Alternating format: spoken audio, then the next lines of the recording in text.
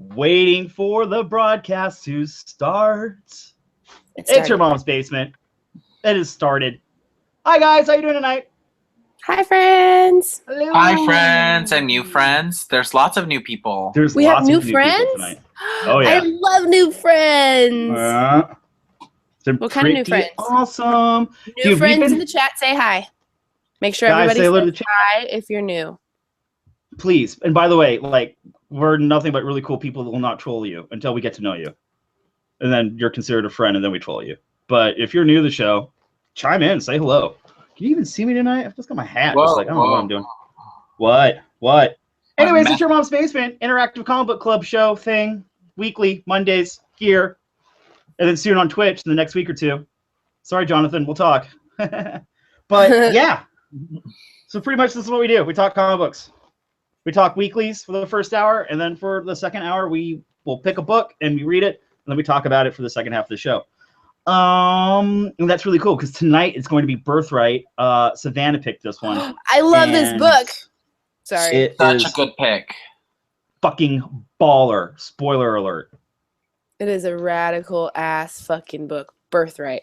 Joshua Yeah, Williams. every time. Writing my favorite book right now, Nail Biter, which I'm going to talk about later too. Has one book left. Sorry. Aww. That's it? One? This is 29 and 30 is the next one and it's done. I'm super, super, super sad, but really excited for it at the same time. Mike Henderson does the art and I fucking love Mike Henderson. There it is. Oh wait, I almost dropped my Birthright. This is what I should be showing you guys, not Superman Birthright. That Birthright. Also, you can see Kid Flash dancing in the background. Because I just decided to put the TV on. Just didn't want a black screen anymore.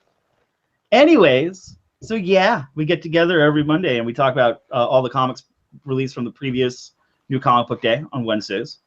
And hopefully we get you to like discover new comics. We talk about comics in depth. We also fan the fuck out about comic books. And yeah, it's pretty much it. I'm sorry, can you tell I just got off work and I was fighting with my camera, so I'm a little right now. And your beard. Oh, yeah. Dude. It looks good though. It looks good. Okay, so good. Ian, get behind me, Satan, push me along. I noticed when I got on camera, I've got gray hair starting to come in because I'm old, and there was one beard hair that was just like this defining streak of just whiteout happening. And it would not behave. I still got another one there too. I was trying to pull it out. Yeah. And so I went into the bathroom and I pulled it out, and then I started screaming, and then I could actually hear Ian cackling when it happened over my headphones that were in the other room. God, you sounded like a cat dying. That was funny. Dude, it's so bad. There's a scream. There's a very, very loud scream. Yeah, that's it. Also, we talk about comic books and we have dogs.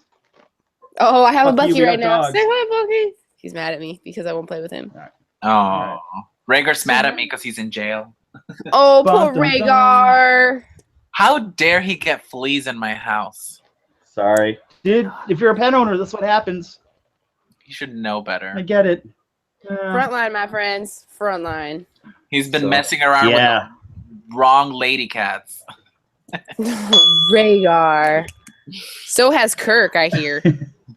What? No. I've just had a couple of bad dates, that's all. They were bad?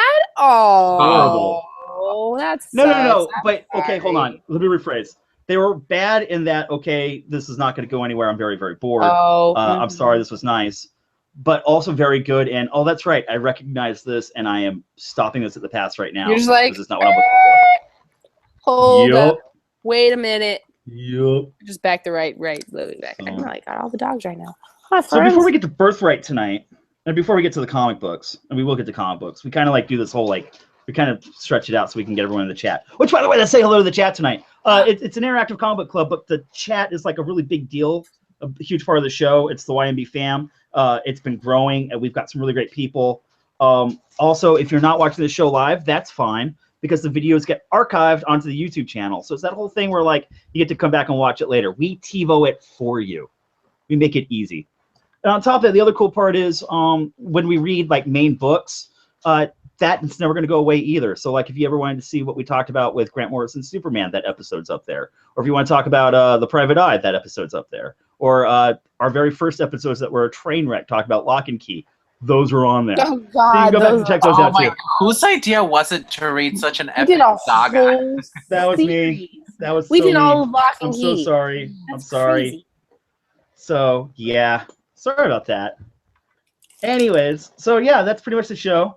Looks like who's in tonight? Apollo's in tonight. Mike's in tonight. Jonathan Ronan, he is one of our moderators. He's got all the power tonight. Also, he's more than helpful. And if you have any questions, hit him up. Lenny Monster's in tonight. Lenny read the last issue of Saga. I'm so sorry. Oh, I I'm know. so sorry. It's so bad. Man. It's really, really bad. Yeah, Rob's in tonight. Rob's been awesome. He's been showing up the last couple of weeks. Scourge 13's in too. Also, Ryan C is also new to the YMB fam, and he has been awesome. And he's been interacting with everybody in the chats. We also have a group chat if you want to hit that up. We'll get to know you, and then we might invite you in, maybe. And that's awesome. Frida G. Frida's here to lurk me and make my life hell tonight, and I love her. When is Samurai Frida Ox. doing the Twitter chat? We do need to bring Frida in. Yeah. It'll destroy your phone during school. It'll be great. I think we should make sure she Samurai knows what Ox she's is our diving into. other moderator tonight. He's got all the power, and he also is a big, squishy, lovable jelly bean of a man who you should also ask any questions of, and he'll help you out. Also, I want to give a big congratulations to Samurai Ox because he's been kickstarting his own comic book that he does everything for. And today he just posted that he met another goal on Kickstarter.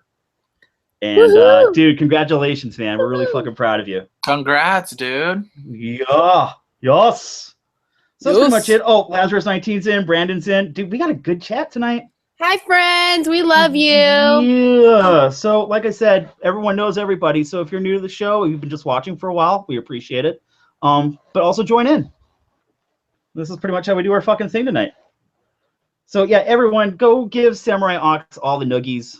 Go tell Frida that her hair is the best pink hair, and seriously, just reach out and get to know people. Because we all have comic books, and we're gonna recommend them, and we keep the discussion pretty constructive. We don't call anybody stupid if you like something. There is no like shaming here. You're stupid. Big that dumb head. You read funny picture book things with words and pictures. I don't like what muscles. you're talking about. That's some bullshit. Bullshit. Fuck this. Bullshit. Wait, I didn't know Frida did comic book reviews on YouTube. Look at this. Oh, yeah. Frida is a woman of many talents. That's cool. And the fact that she puts up with being my friend is amazing. I only have this much time for the internet. This is it. This is That's it. pretty much it. I've like get based all my life around this show. We just like to monopolize Savannah's life. She does. Everything is based around YMB for Savanna. We love her. Yep. And also being friends. Oh, I also forgot to say hello to Brock, who's in the chat tonight too. Stop it. All the new faces, guys. How was your week? How was your week? My week was awesome. Best week ever. Never Fuck better. yeah. Did you go skiing again? I Or sure did. You punch did. somebody? Okay. No punching, no violence. Okay. I fucking beat the shit out of some snow though. It was super fun. Dope. Did you Oh go yeah, motorcycle you went riding? to Miami again, right? No, not so much in the winter, and it's been raining a lot. But yeah, we That's went up true. to Mammoth. Super fun. Rubies. And then so cute. Ian is just pretty much the only one who can rock the hair tie and make it look that good. I'm gonna wear it. I'm gonna wear a different one every episode. I've decided. Fucking rock it, dude. I like it. Yeah, I'm a but my big week fan. was uneventful. Went to work, read comics. My life is not that exciting. I don't know. That actually sounds I'm really being nice and comforting. Dogs. So that's pretty cool.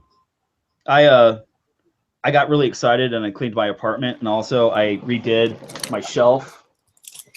What you're looking at behind me is the culmination of what happens when I seriously don't give a fuck about the Super Bowl. Yeah. Yeah. What's so a I'm really sports?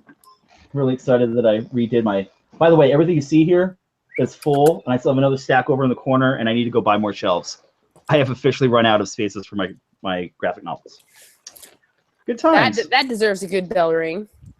Thank Good job, Kirk. you. Yeah. Library level up. And I got to go spend time at my friend's studio and we started writing music again. I'm really excited. That is Yup. amazing news. Yep. Good job, buddy. He's not even going to be in my band. He's just going to help me write music and get it off the ground again. Because it's been way too long since I've been able to rock and roll. So, boom, Boom. boom. Boo. Anyways. Okay, so what are we doing first? Wait, you're smoking, Kirk? Why are you smoking? We're smoking? Yay! Because Not the I only good had stuff. I only had 2 cigarettes today. I'm trying really hard. Oh my God, Good you hard job, not to- buddy. You know what's bad though? What? Talking about cigarettes on Friday, was it Friday? I decided to get super drunk and I went to get like a Coke and vodka. And then I was really jonesing for a cigarette after being done. And then I was zasted like 5 blocks in the middle of the night to get a pack of cigarettes. No, Ian, no, don't be mean. Failure. You I am the failed. worst me. person No. ever. The thing is I don't even know where the pack is anymore. You lost it? Good, you lost it. Drunk Ian did I was sober so Ian a fucked favor. up. I lost the pack. I smoked one on the way home, and then I don't know what happened to the pack. I must have dropped it or something. Whatever, dude, that's good. I'm glad That's you didn't hilarious. You're do it. like, My I'm camera's going to getting get weird. some I don't know what's wrong cigarettes. with my camera. What's up with my camera? I'm fucking out of here. My camera's wonky. You can only imagine like drunk you like needing a cigarette and going to get one. Oh my God! I seriously waddled myself 5 blocks and back. You don't waddle. You walk like a human. You're not a Yeah. Not drunk That's me it. though. maybe. Dude, I'm just glad you're safe. And don't smoke. That's terrible. Don't do that. Don't. Now I want one. As both Savanna and I are just in And I'm just like, plumes of fucking Don't fucking smoke. Don't do that. Well, this is weed smoke. It's different. It's better. Yeah, no. Weed has its own rules, just like alcohol Yeah. does too. Mm-hmm. Mm-hmm. Oh, I'm definitely gonna tap my Macallan later on tonight after the show. I'm really excited. Yes. So who wants to talk about what first tonight? Let's do Just weeklies. ask that. Weeklies. I don't know. Just point at someone and tell them talk. Ian, go first, buddy. Ian, go first. We vote you. What'd you read this week? That's what I fucking get. Okay. That's Dun what dun dun.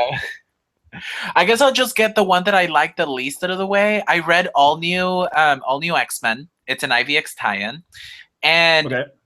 just like the last issue, it focused on one of the young X-Men. The last one was all about Bobby, and this one was about Cyclops, and it was all about him finding out that Emma Frost was behind the entire IVX war. Because if you haven't read Death of X, she actually, Cyclops died from the Mpox. He didn't die by Black Bolt. Black Bolt? That's his name? Black Bolt? Right.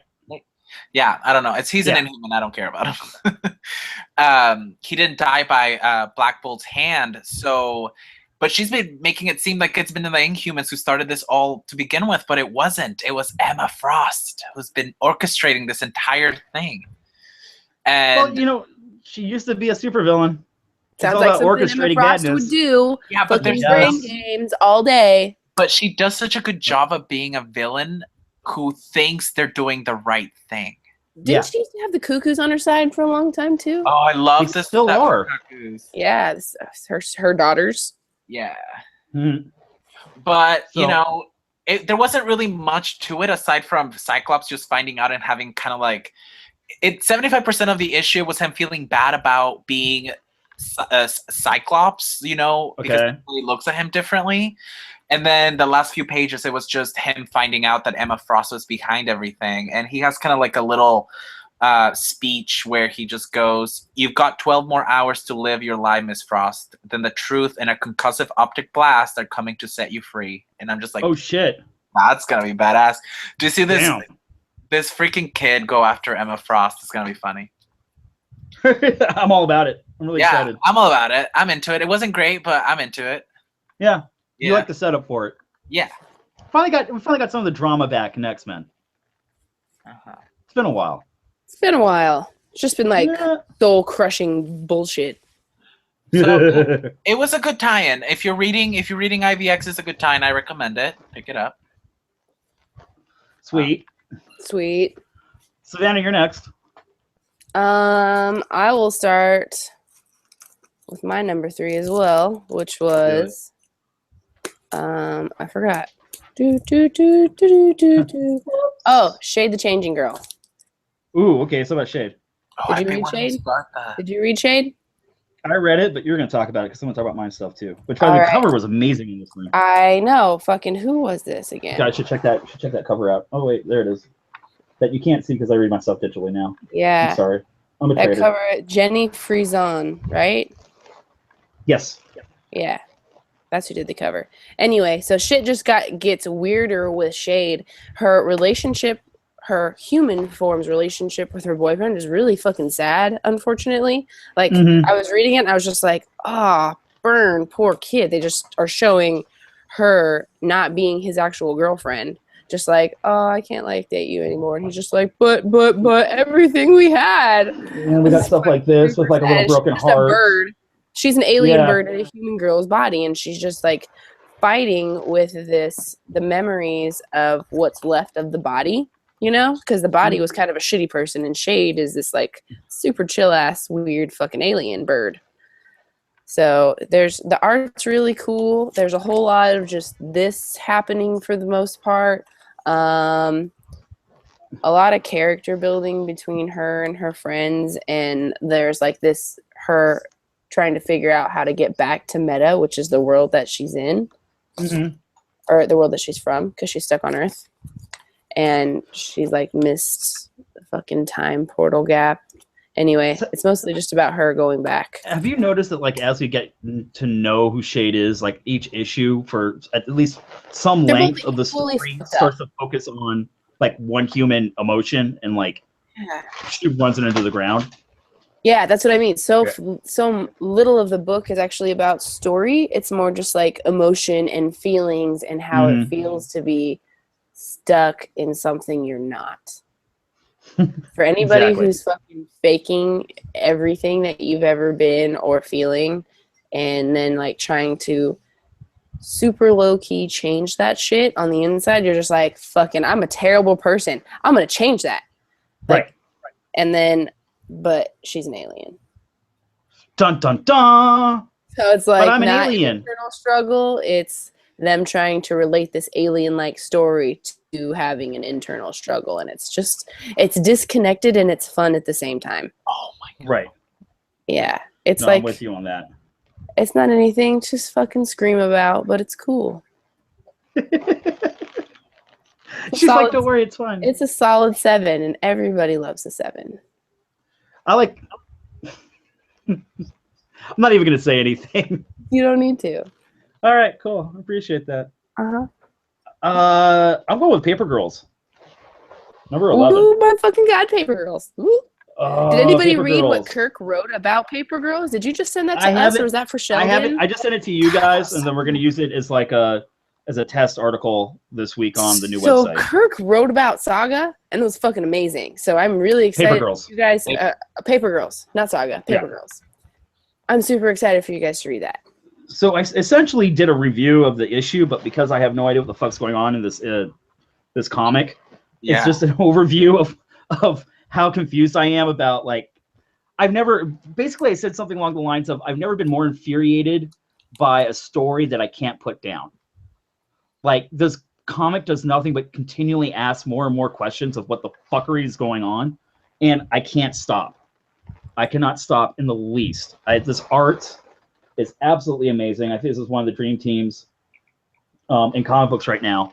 I'm so just like, by the way, we're going to throw in natives that are super young that also have a baby of their own. I'm so curious to see what Brian K. Vaughan's going to do, and I also have kind of relegated myself to the fact that we're not going to get the answers we're looking for a while in this series. But I can't put it down because things like this happen. Yeah. Okay, like, I love Paper Girls. I'm still loving it. I'm still liking it. I'm on the Paper Girls train. But I really hope that it does. What happened to Sex Criminals doesn't happen to Paper Girls, where you put everything in there: the kitchen sink, the floor, the walls, the paint, the fucking wallpaper, and then it's just like, we don't know what the fuck else to do. So I hope they have a plan, because it seems like they don't to me now. I think he does. I think he definitely has a plan. And this is why I think he's got a plan, because Brian K. Vaughan is kind of a mad genius. I found out, I don't think Paper Girls is a limited series. I think this is an ongoing he's doing right now. Yeah, And here's the genius of what he's doing. So you've got him and Fiona doing Saga, correct? And then they do 6 months worth of issues, and then it goes on hiatus. But the second Saga goes on hiatus, then he brings Paper Girls over, and then it goes for 6 months. And then when they get done with their arc, he's back over doing so basically, I know he's got a plan, and he's taking the time while one series goes through their 6-issue cycle. He's working on the other series, and on top of that, pretty much employing the best art teams I've ever seen in comics. Guys, Brian K. Vaughan's a mad fucking genius. And how he's manipulating the creator-owned, basically zeitgeist, and kind of setting the standard for what other indie artists and indie creators should be really taking a look at, because he's figured something out. I mean, I hope you're right. I'm gonna stay positive about it, but it's just I was kind of already getting frustrated with the second arc, with the second volume. But then they actually answered a bunch of stuff that I wanted answers to. But now I feel like we're going back to that place where I don't know. Right. But I still love it. I still like it. I think it's amazing. I can't put it down. I hope it doesn't art get alone, guys. Within itself. Oh, the art. Yeah. The art is fucking insane. It just changes the story. If this was colored any other way, it would not read the same. Guaranteed. I don't think so. Like, look at this. I mean, this character keeps having nightmares that are like the type of things that give me nightmares. Oh, that dream was so fucking crazy. Oh, I can't do it. Look at that. We're now zombie and here's a bunch of blood we're gonna spit on you. So freaking creepy. The dreams are the things that haunt me the most. Remember that dream at the very beginning of the series? Oh man. It's frightening. God bless BKV, dude. God bless It's awesome. Yeah. Paper Girls is fucking awesome. It is. Dude, I can't put it down. So basically, that's why you should watch, you should be reading Paper Girls. Ian, go for it. Oh, okay, I cannot believe I should have not chosen All New X-Men.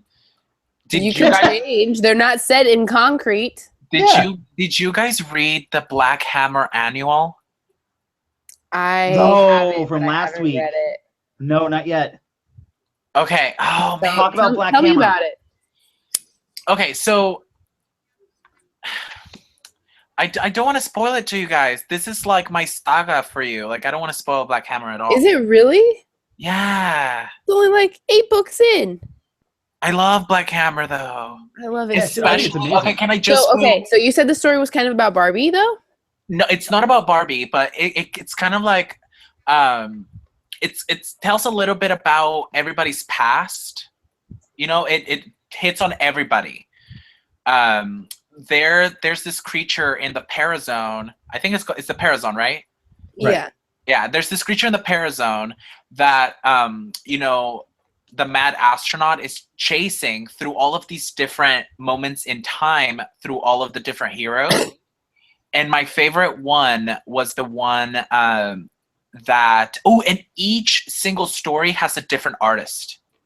So be ready for that. And all of the art is amazing. Okay. But when it gets to Barbie, they finally set in concrete that he is a gay alien. Oh, that's so cool. So I don't know how to even wrap my mind around a gay alien. You know what I mean? Oh man, but poor fucking Golden fucking. She loves him. She loves him. I know, but he's gay. I what know. happens if he's like omnisexual? I don't know. I mean, he could maybe learn to love, right? They would make it that he would make something that devastating. Well, this is the thing. I don't know, but they touched on it briefly. But there's this moment that he had with this priest guy who's being overly friendly with Barbie. You guys remember that, right? Yeah. And I really want them to do it. I don't know if they can because I'm not religious, so I don't know if priests can do that. Well, I mean, They they're would not be so supposed to, cute but it doesn't stop together, them 'cause he's anyways. being so nice to Barbie, and Barbie needs the friendship. But then I know Golden Gale, Golden Gale. Golden Gale, yeah, Golden Gale is like in love with him. But I'm like, get out of here, She's bitch. in love with him. It's so sad because she's stuck in a 6-year-old's body. Like, what I the fuck know. is she gonna do? And he's never going to return those feelings now. No, hell no. Oh God, it just rips your No. guts out. Yeah. It rips your fucking guts out. But that was How did such a this- little spoiler in comparison to the entire issue, because like I said, it hits on everyone. And this specific monster that's traveling through the Parazone is connected to everybody's past, and it just kind of tells you a little bit about that. Dude, I feel like we all picked up Black Hammer for different reasons than what the book is giving us, but now I'm like even more hooked than I was before.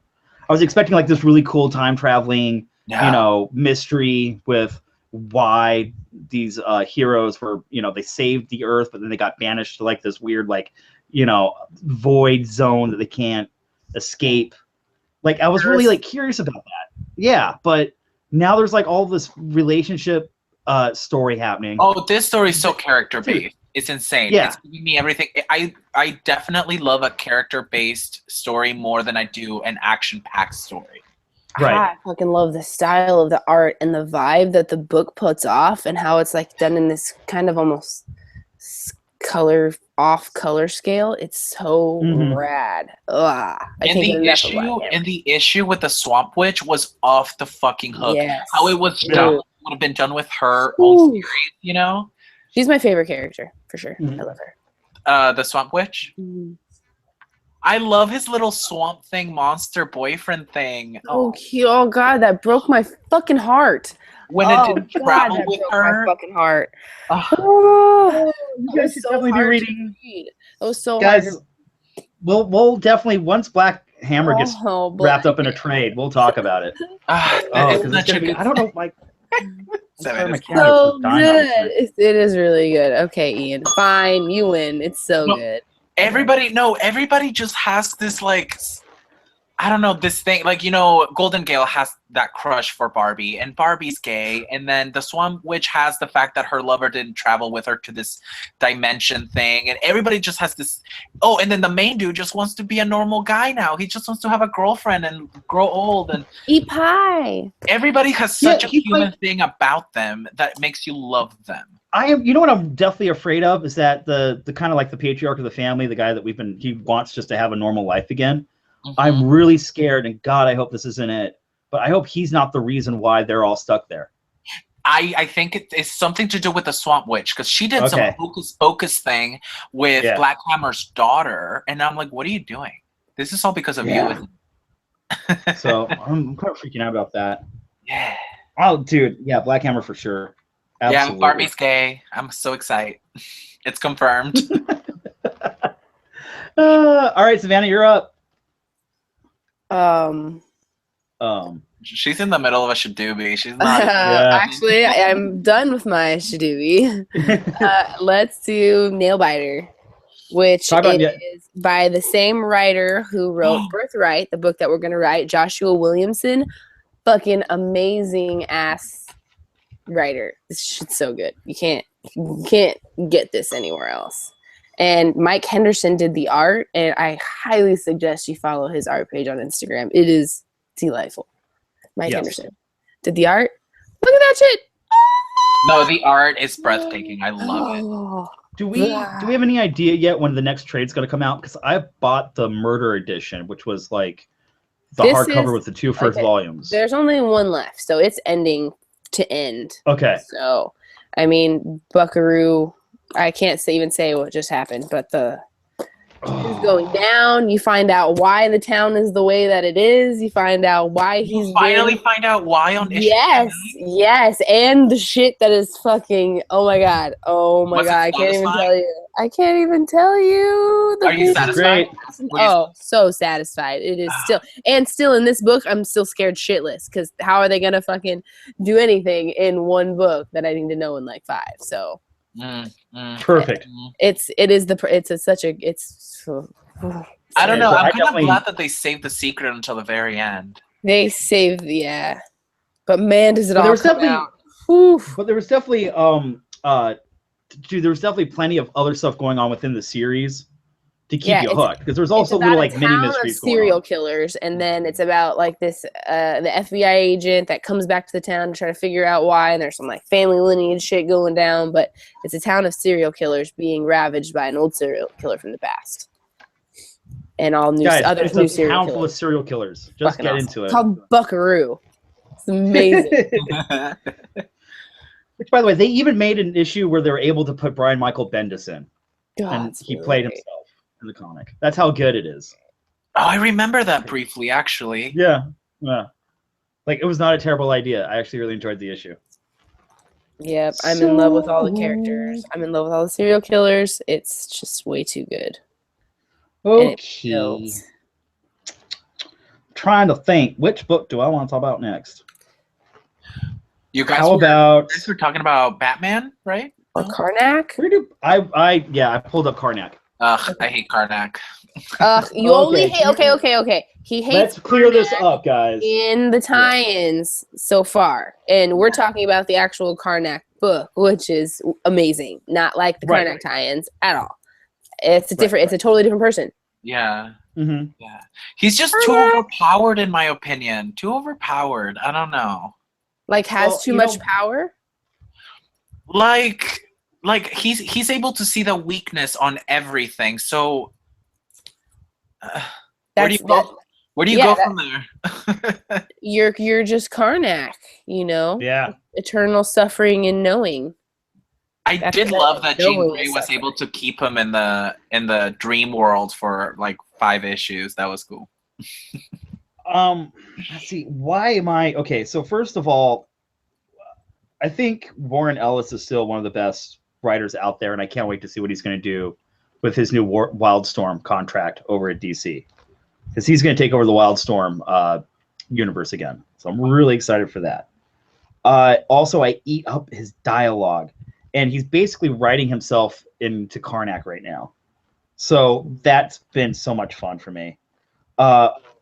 Also, one of the things for Karnak is, I think, hands down, people think it's being cheap and lazy when he does this, but when he does 3 or 4 page fight scene spreads and just lets the artist do his thing, I still think Warren Ellis pretty much scripts the best action sequences in comic books. That said, I'm in love with Karnak for the fact that this whole story is dealing with that Karnak so wholly knows himself and so believes the truth that everything is meaningless. He's pretty much like the most insane, like existential character ever. And I like the fact that he has faced something that has made him question himself. So I like the fact that we're not necessarily sure how he's like, in the end, he thinks he's doing the right thing, but we're seriously questioning his motivations. And so is he at the end of the issue. And I love Karnak. It's definitely worth the delay every time. And it's dark and it's heartbreaking and fucking pretty much destroys a kid's life just because he doesn't like what he hears. And love it. I love it. It's really good. I like those big spread out fight scenes. They go with how the book flows. When you read a comic book, there has to be a flow of it. And if you need a fucking 35-minute fight scene in your Kung Fu movie, then that's just what the fuck is up. Like, you can't tell him how to do his art because he arts very fucking well. And I'm totally going to agree with Ian. I hate the fact when any other writer in the Marvel Universe right now touches Karnak and writes him. I hate it. And I trust. I'm not reading it. I wouldn't know. I trust you guys. I'm sure I'm not reading the best Karnak I should be. But Karnak. Right now, I don't know. He just feels like the Inhumans are putting all of their eggs in his basket, and I don't really know why. I don't know. But then again, what Inhumans do? Huh? Literally. That's what Inhumans do. Yeah. Oh, okay. They always count on one person to finish things. Pretty much. Yeah. Blackball's so sick and tired of handling everything. They're the least team-friendly team of all teams, but I guess they're not a team. I don't know. Right. Inhumans fucked. Well, you do kind of have a point, because the way the X-Men are took care of the Inhumans to take over New Attilan was by taking out just like 4 players, and they took over their stronghold. It's like, how weak do you have to be? I don't know. Yeah, no, You do have a point. You do have a point. They all took they it out. have is Black Bolt. Yeah, Black Bolt, Medusa. Yeah, I feel like and Black Karnak, Bolt's the that was only character. And that's it. Yeah. Like, Karnak is the only new Inhuman that I've really enjoyed since Ms. Marvel and Black Bolt. And honestly, you can only... I feel like Black Bolt keeps being used as, like, the ultimate endgame weapon trope in just about every story that he's featured in now. Because he is, like, as second to Captain Marvel, he's one of the most powerful... Yeah. In the multiverse, you know? That's just... It's Black Bolt, and nothing can beat that. Oh God, do you know where Black Bolt is right now? No, I don't read it right now because I don't read it right now. The Black Bolt that I know died in 2012. Oh. Yeah. Wow. Touched on a little touchy subject there for Savanna. She's like, not my Black Bolt. Not my Black Bolt. Not my Black Bolt. He was the last. I saw a picture of him suspended in a bubble of water by God knows fucking why, and I'm just like, fucking why? Yeah, he's in prison right now. He's like out of commission. He is not going anywhere right now. Yep. All right. Who's next? That was Karnak, by the way. Marvel Comics, issue 6. I think Savanna's next. No, I just did Nailbiter. It's your turn. Oh, my yeah. Point. Champions, which I know Kirk can help me out with. Oh yeah, let's talk about Champions. I'm excited to do that. You know, I was really excited because Gwenpool was gonna be in it, and she's such a hot mess. I really love. Oh man. Okay, I want you to talk about. Well, you talk about Champions. I'm gonna root you on because I love this series along with you. But then I want to have a serious talk about Gwenpool. Oh really? Okay, I'm excited. Yep. Well, I don't love the girl, but I just think she's ridiculous. No, I want to talk about the issue first, and then I want and also the chat. I want to know what the chat thinks. No, keep talking. It's okay. It's fine. Keep talking. Okay, so Champions hits home right off the bat. They're doing another serious title where they're in this town that is being run by this sheriff who's a complete dickhead. Like he may be behind the bombing of a mosque, and Viv actually tracks part of the bombs back to the evidence vault in the sheriff's department, and it's this whole thing where Viv is just badass, and then there's this deputy under the sheriff who's kind of like, let me take care of this from the inside, like just let it go for now. Let me take care of it from the inside. And that's not the best thing to do. The best thing to do is for you to speak out and make your voice heard, even if there are repercussions, which is what's happening right now in our society. And I don't want to sound like a broken record, but the sheriff to me represented Donald Trump, and the deputy to me represented Sally Yates, who got fired for speaking out against Trump. Right.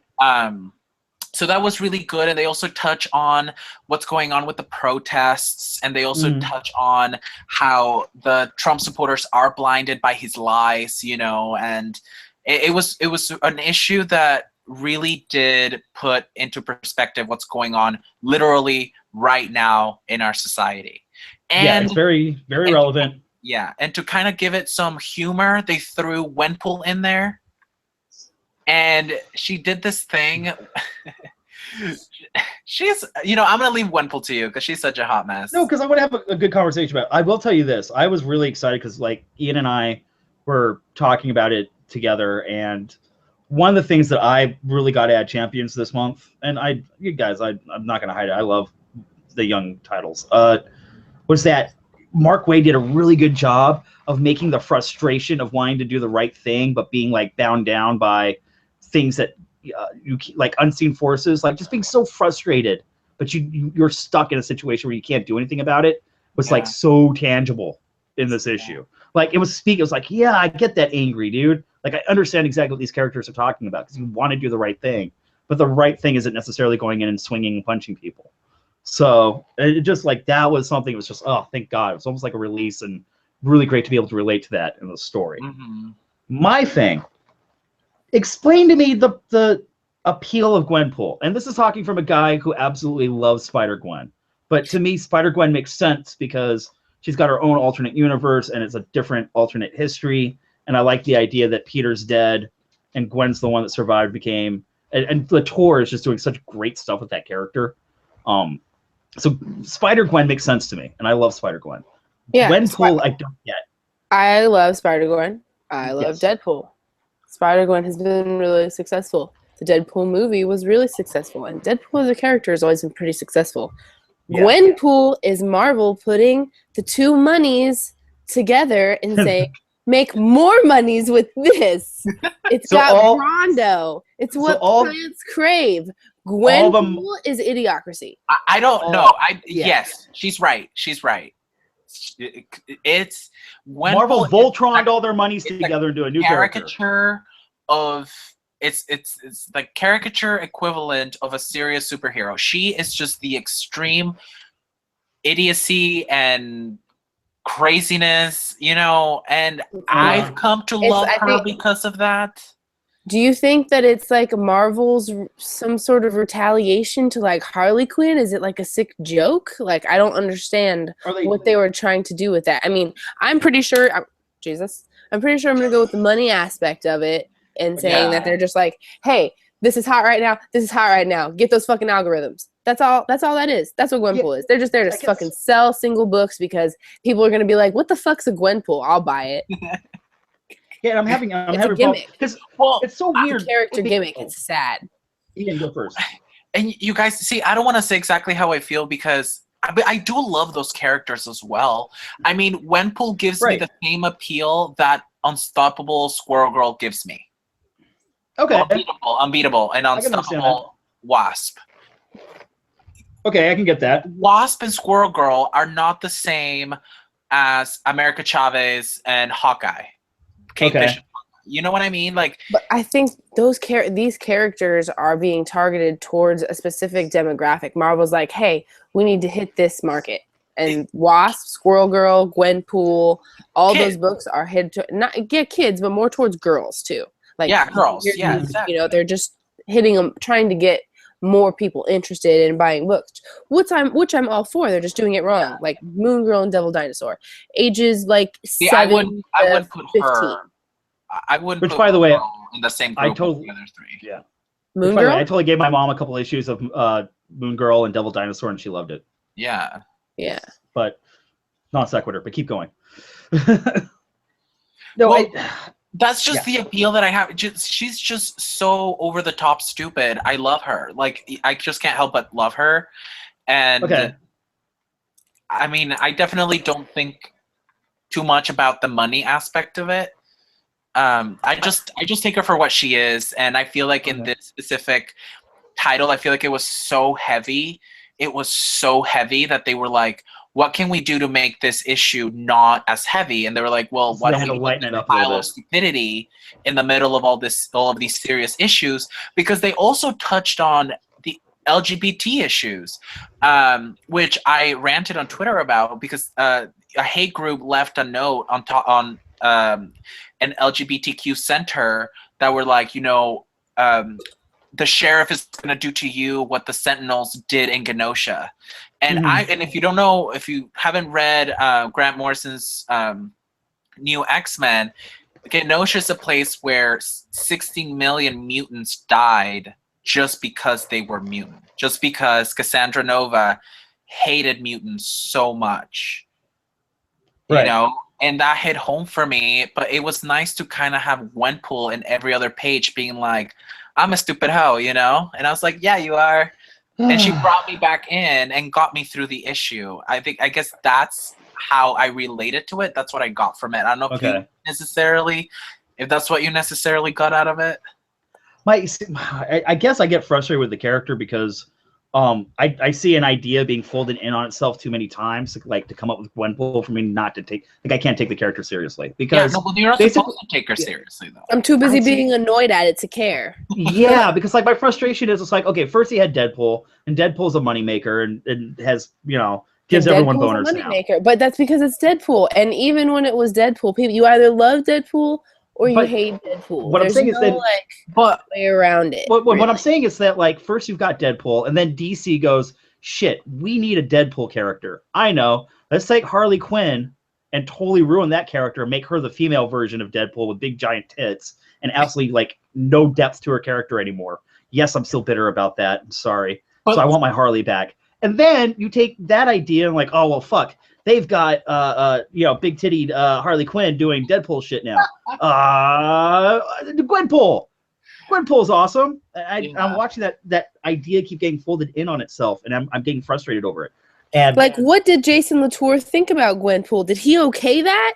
Did he say that they could do that? I don't know. I'm sure Latour had no say in it whatsoever. Spider-Gwen? Like, he's got to be mad about it. Could he protest that? Like, how did that happen? I don't know. Why was that okay? I know.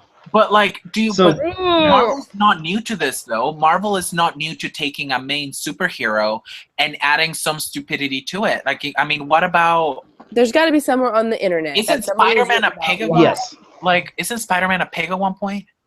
Yes, but there was a whole Spider-Verse explosion where all the spiders came all together. There was a whole spider event where all there was a cornucopia of spiders. Cornucopia of spiders. It was all the Spider-Men. Yes, and it wasn't just Spider-Man. It ended up before Secret Wars. It was in everybody. There were people. There were characters from the multiverses, just all fucking wishy-washy with each other. It was a fucking mess. It's still a fucking mess. It's Marvel. But aren't they about to put Donald the Duck in a Deadpool costume as well too? Donald the Duck, Howard the Duck. I don't know. I can't keep up. I don't know the difference between the two ducks. I've never seen a Disney movie. One's a detective and one has a mouse friend. There's Howard the Duck, there's Donald Duck, there's Daffy Duck. Yeah. And then there's girls doing duck lips in every single Howard, right? Video. The one from the comics is Howard? Yes. Okay, yeah, aren't they about to put that guy in a Deadpool costume? I saw a cover of that somewhere. Oh, yeah. I don't know. I can't keep up. Can't keep up. So, Savanna, you think you're upset at Gwenpool because you think she's a cash grab. I think she's a gimmick. Gwenpool is a gimmick. Yeah. Yeah, well, yes, and I agree with you 100%. And I'm frustrated that it's an overused idea that's been put through the meat grinder too many times now. Yeah. And I've heard that they took Spider-Gwen from us and shit on her like that. Did that? Okay, I see that. It was horrible. Yeah. That was not an improvement. That was a demotion. Mm-hmm. Yeah, it was. Not good. A little bit. Not good. Ugh. Okay. Guys, so comments down below. What do you think about Gwenpool? I want to know. What is the character? Because I've noticed that I agree with all of your points, but I'm not as annoyed by her as you guys are. Right. And honestly, like you said, because we're annoyed at her on principle. I've actually never read any of it, and I refuse to. I've actually read Gwenpool. Okay. Yeah, fuck that shit.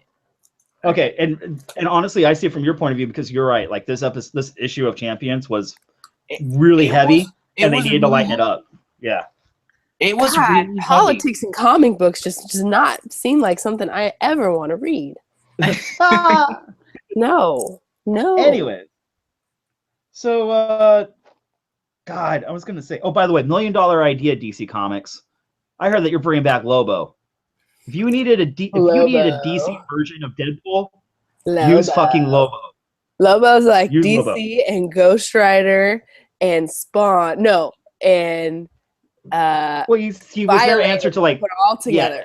Yeah, he was like their version of like the ultra-violent, masculine Wolverine archetype. He's just disgusting. He's a disgusting fucking mess. Turn Lobo into a Deadpool character and you'll make all the money, DC. I promise. Do that. Or like a super metal, like black and white Lobo would be super cool. Like a noir Lobo. I got myself all excited there for a second. All right, so I'm gonna move on really quickly because I'm really excited. We all love Tom King as a writer, and he did The Vision. He also did Sheriff of Babylon. He also did Omega Men. All three of those titles you should be reading or have read. I want to read Omega Man so bad. Dude, I will mail it to you and loan it to you. It is so good. That's right. I give myself a bell. So Tom King took over the Batman series after Snyder did. And we were all kind of on the fence about how the series started out. We weren't necessarily big fans of it. But the newest arc, the last two arcs have been pretty fucking stellar. And I'm really stoked about Batman 16. Tom King has kind of really figured out his voice for Batman. I like it a lot. And what's that? I like it a lot. Pretty, yeah. I like it a lot, and it's kind of fun in that it's still the ongoing storyline, going through different arcs, and then it gets kind of weird and funny because now you've got Duke, who's part of the Team Batman. You've got Bruce, you've got Damian, you've got Dick, and you've got Jason. So that's the core. Those are the boys right now. Tim Drake is dead. I'm using quotations because I don't want to give away what happened, and I'm waiting to find out.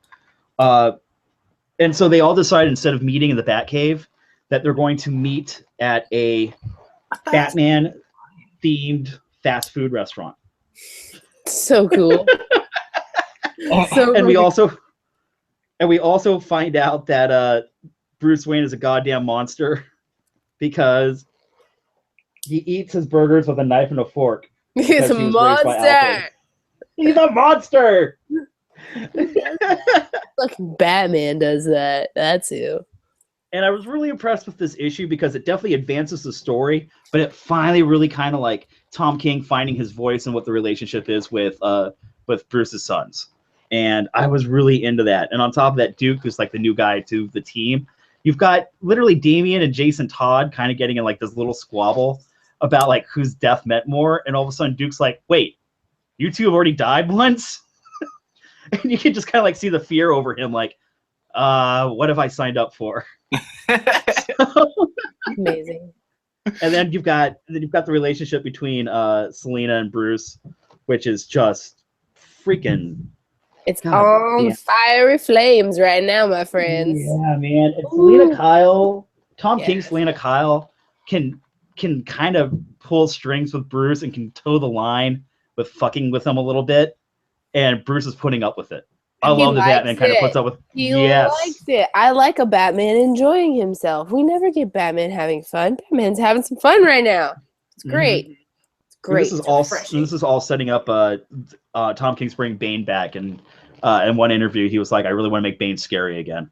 I was like cool. DC is everything that I want Marvel to do right now. Yeah, I feel that. Dude, I really think Rebirth has really kind of brought DC back for me. I really like. I mean, I would have never picked up Titans if it wasn't for Ian, and now I'm loving it. You should be reading Teen Titans. Yeah, not Titans, Teen Titans. I'm loving it. I think the Green Arrow series is amazing. Dude, I could go on about Rebirth right now. Rebirth is really freaking killing it. I need to start adding more of this stuff to the Flash. Mm-hmm. I don't read either of those, but I hear they're pretty good. Yeah. Love it. Which, by the way, like, this is the last page. Speaking of DC. I'm just going to leave that there, guys. And I'm going to let you pick up the issue. It was really good. So. I got this DC book, #1 this week. Ooh. Odyssey of the Amazons. Ooh. Yeah. Check it out. It's fucking hot chicks in nothing with swords.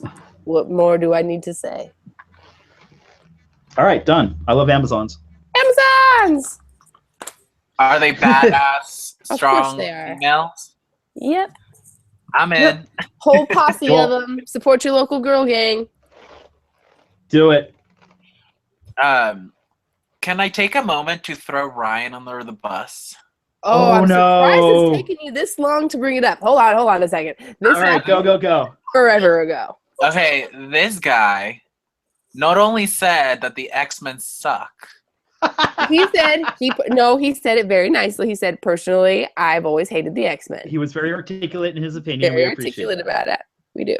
But I didn't take it as articulate as you guys. No. He was just like, he straight went, bitch. And then he said that Nailbiter 29 was just an information dump. It was. Whew. And then I'm having fun. I can't even talk about it. Holy shit, Ian's got receipts. And then he said, I want to see receipts, bro. And then Tom King, and then he said Tom King's Batman is subpar. Oh no, I'm with him on that. Like, I'm finally starting to see something in his Batman story that I'm now interested in. It took 12, 13 issues to get there with me. And then... Okay, fine. I just like it. And then And then, okay, I'm done. Brandon did say that there is Deadpool the Duck happening, so I was right. I knew I saw a cover of a duck in a Deadpool costume. What are they reaching for? Okay. Like, why I are don't know. they doing that? The Is there duck some- demographic. The ducks need comics too. There's lots of No. fucking. There's still Looney Tune comics. There's still Disney comics coming out on a regular basis. There's plenty of duck love happening. No market is safe, and Marvel's going to go after the duck market next. All right, they're going to take it God over. damn it! No animal is safe. Because Marvel is Disney, and Disney is all animals.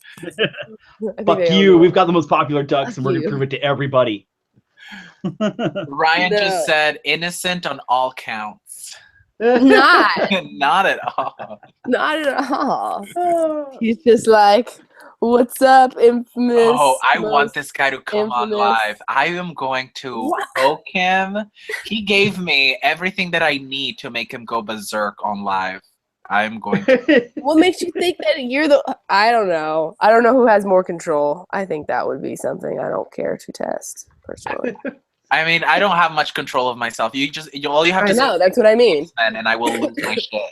Yeah, exactly. You're just like me. I'll like just flip out irrationally. Oh man, that was great. That was awesome. That was awesome. I got one more, and I'm kind of bummed about it. It's one I was really excited for, and I want to talk about how I'm a little bummed. Okay. All right. Aftershock Comics, I've really enjoyed the stuff they've been putting out. They've really gotten some top-tier creators. Warren Ellis, Brian Azzarello, Marguerite Bennett, they're all writing really fun series over there right now. So the newest one that I was really excited about was by Phil Hester and Tony Harris called Blood Blister, which has got this pretty gnarly, gruesome cover. And oh, it's not good. man, the story has promise. He's an easily hateable character. He's a lawyer, of course. And it goes there really quick as far as we're trying to find out just how bad and evil he is. Either he's just been cursed. It's only the first issue, so I'm going to stick with it for a little bit. But then he basically essentially has to go pick up his son from a fun house, like a Halloween fun house, because he was such a horrible father that he didn't make it for the last game of his son's baseball, which sounds exactly like the premise for Hook, which is weird. And then it gets really fucking dark because like the Halloween fun house starts to get really scary. And at one point we really do have him in like a weird neither dimension, like void hell type scape where there's like dead babies and tortured souls being squeezed in half and still talking to him as they're being squeezed by the giant demon. It goes there. The biggest bummer I have with this. Wait, can I see the dead babies? Oh, okay. Dead babies coming up. Kirk loves dead. Okay, dead babies. Kirk loves oh, here we go. Even more dead babies and demons. Holy shit. So I was really stoked because like, okay, you guys are going to give me a horror comic and I'm really excited for that. Unfortunately, Tony Harris is one of my favorite artists, and he was from. I fell in love with him on Ex Machina, which is a Brian K. Vaughan series that I love dearly. But he did photorealistic art, so he would actually have his friends like kind of act out a scene or a panel, and he would take photos of the panel, and then do the art based around and over on that. And I don't think he's doing photo reference for this, and his art really suffers. It's weird. Bummer. Yeah. It's kind of a bummer. I don't think he's doing photo reference on this, and I haven't seen Tony do comics in a while. I'm just gonna wing it. Yeah, and I'm a little bummed. I feel like the photo reference would have like knocked this thing out of the park for me. And I'm trying to give you a pretty good example. It's a little too cartoony for what they're doing. Oh, I see what you're saying, especially that bottom right. Yeah, I'm just not, and his dimensions are off when he's trying to. I should have brought some more. Yeah, I mean, like, there's like these really gnarly, like, gross scenes where he's like picking like some sort of scab or like blister that he got hit with, but the dimensions are off on his art, and so it's hard to take it seriously or even cringe or think like you're supposed to really be afraid of anything. I'm kind of bummed by this. It sucks. Really bummed. So I'm gonna stick with it. I'll give you a shot, and I always want to like promote if you're into like hardcore horror and like we are. Yeah. But this is no witches. You know, like how the art and witches just elevated the story to a different level. Yeah. Oh, I loved witches. Yeah. Can't compare to Jock though. Well, Jock's the man. Come on. So yeah, that's pretty much where I'm at. Okay. Do Anyone you else? live? I know, Do you it's live fun. by the 3-issue rule? Do you give it up to issue 3 before you decide to drop it? Here's where I'm at, dude. I have learned that there are bad issues, but sometimes I need to shut my mouth and wait until the story arc is like. I'll sing the praises of a single issue all day. If there's something I'm not into, I'll watch the comic, and I'll wait until the arc is over, and then I'll go, okay, this was kind of bullshit. Because I learned my lesson. This is gonna be funny. I learned my lesson when I wrote a really bad review for Totally Awesome Hulk when that first came out with Amadeus Cho, and I was just not into the story at all. And then at the end of the arc, it was explaining how Bruce Banner lost his powers and how Amadeus saved him. And the whole arc came together in the last issue, and everything made sense. And I was like, fuck, that was actually really good. Is that video still on? So I had to eat my words. So I'm Did you definitely write it? waiting for Was like it a- arcs. Was it a video or something you wrote? This is something I wrote. Oh. Okay. I have reviews flying around. I've stopped because I want to get the website going. Well, apparently, I was offended by the Flintstones issue #1, and apparently it's amazing now. Right. So I don't know. yeah. That could just be bullshit promotion. I don't trust anybody's reviews for the most part. Yeah, I mean, like, I'm always like, that's why it's like, I'm not into this, but I'm going to stick with it and see if like it redeems itself. I wait until the first arc, and then I'm like, eh. You know, for the first time since Savanna brought it up, for the first time I'm starting to kind of not take reviews with like gospel, because Right. I'm not really enjoying Hulk, but all of the reviews are saying it's amazing, but all of the people on social media are saying it sucks too. So something is not quite matching up there. Right. Yeah. So I don't know. Well, I mean, I think people are just missing like an honest to God Hulk series right now. Yeah, I need her Like, to have trusted sources too. I mean, I'll say, like, if I personally hate this book for reasons I hate this book, but the art is good, the writing's good, you should still check it out. I'm not just going to talk This is shit about amazing, by the way. Ian mentioned the Flintstones, and this is awesome, dude. Oh, I'm sure Ryan everybody's C. crazy. No, hold on. He's like, seriously, he's like, Ryan C. says, no, the Flintstones is the best thing DC has going by far right now. Mike Mute is like, he's saying, only hearing amazing things about the Flintstones. Brock is like, all caps, let them fly. Flintstones is great. How are all of you guys? How did you go to the comic book store and say, I'm gonna pick up Flintstones out of everything that's out there? Morbid curiosity. Morbid curiosity. Okay. Yeah. Tell me. I only picked Okay, it up- chat. Tell me why I should read Flintstones. Yeah, exactly. Try to sell her on Flintstones. Because all I can think about is Fred and Wait until the No. comment section. Wait until the comment section No. of the video's up. Okay, all right. Wait all right, for the fine. comment section. I want to know now. Comments down below on top of the other question I asked. Why should we be reading Flintstones? Like, Right. after watching the cartoon growing up, seeing the movies, that's what I know of Flintstones. There was a Hanna-Barbera cartoon on for ages. Well, Savannah, I don't Yeah. think you're gonna like the Flintstones because it's the I don't Flintstones, get it. but it's all social commentary, and they try so hard to do Yes. social commentary. I really don't like that shit. All right. I like don't dragons like that shit. and fire and blood Yeah. and violence and boobs. Yeah. Okay. Basically. Well, no wonder you picked Birthright tonight. I pick Birthright, but first, can I do Ether real quick? Because I really want to Ether, talk do about this Ether. book. Okay, Matt. This is a Dark Horse Comics book. It's Matt Kint and David Rubin, and this is my Captara Void. Do you guys remember when we did Captara? Fucking wizards and magic love and Captara. little dirty, belligerent gnomes talking shit. It was amazing. This is like it's like a Han Solo type character almost, but Indiana Jones time hopping, and he has this like fucking giant pet monkey. If you like Adventure Time and a lot of the cartoons that are popular right now, this book is fucking so cool, and it's so much fun to read. And like actually reading it, I don't know. I really get into books when I read them, so I really get like sucked into the magical world, and he goes back and forth into different dimensions, and he has fucking cool weapons, and there's fairies and trolls, and they're all like just ugly. This looks great. And they all look like they smell bad. It's awesome. I really love it. And it's called Ether, which is that magical land. It's called the Ether, and it's kind of like almost a. I'm trying to say without saying how he gets trapped in the ether, but it's only on number 3. Pick it up if you don't read the book. At one point, This book is very fun. I'm totally gonna pick it up. You sold me on it. You had me at Kaptara. It is delightful. Yeah, I mean, at some point, someone in the chat, and because I only gleaned it a little bit because I was ranting. I'm sorry, but someone in the chat asked, "Who do you think is the most underrated creator happening right now?" And Matt Kent would be on that list for me.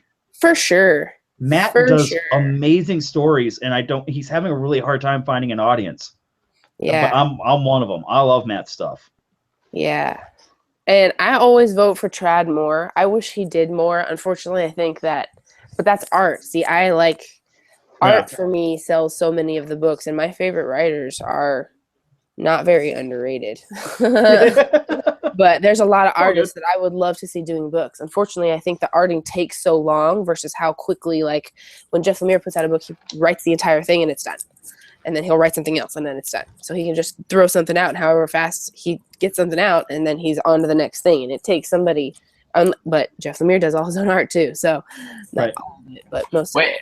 Can I take a moment to defend myself really quick? Yeah, of course. Yeah. Because Mike just said, how can you shit on Flintstones but praise Scooby Apocalypse? And let me tell you why I praise Scooby Apocalypse and why I hate the Flintstones. I know Savanna didn't like it. That's okay. Sorry. No, what I loved about Scooby Apocalypse was that it was which by the way, I've dropped it since. So let's just but it had like a good first 3, and that was like it fizzled off. Yeah. What I liked about it was like a different take on the Scooby Gang.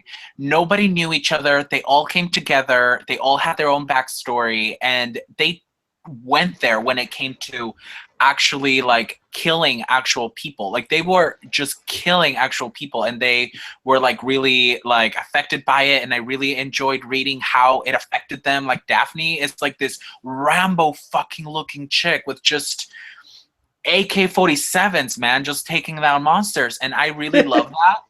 And I've never seen that in a Scooby thing before. It was brand new to me. If there's another series, Scooby series out there where they went there, where they were actually killing humans, then tell me about it.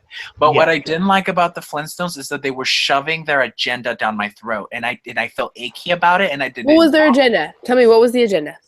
With the first, I don't know. I read the first issue a long time ago during like my. Oh, it was a long time ago. Okay. Yeah. I don't remember how. That's just what I didn't like about it. I just thought it was about Fred bowling and Dino fucking yabba dabba doing and Bam Bam being cute and shit. Like, what the fuck else? Like, no, it's not that. It's full on social commentary now, and I don't get it. It's just like, why did you choose the Flintstones to do that with? Well, I mean, I think a lot of it was because it was probably unexpected. Like that was, I mean, especially for me, like you sold me on not Flintstones, on Scooby-Doo, and I actually really did enjoy the issues I read.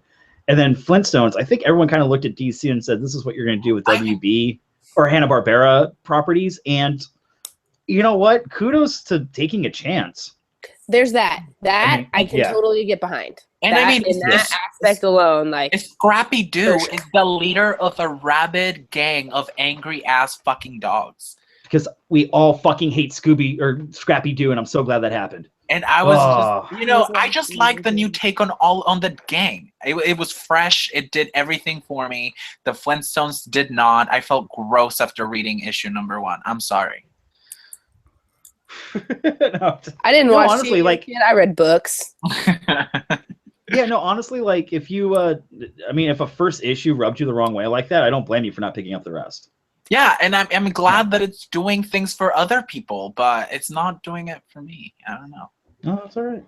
But if Savanna gets into it, I'll keep reading it. I will not get into it. I won't even give it a chance. I mean, honestly, one of them would really have to talk me into it for me to even give it a chance. Yeah. Okay.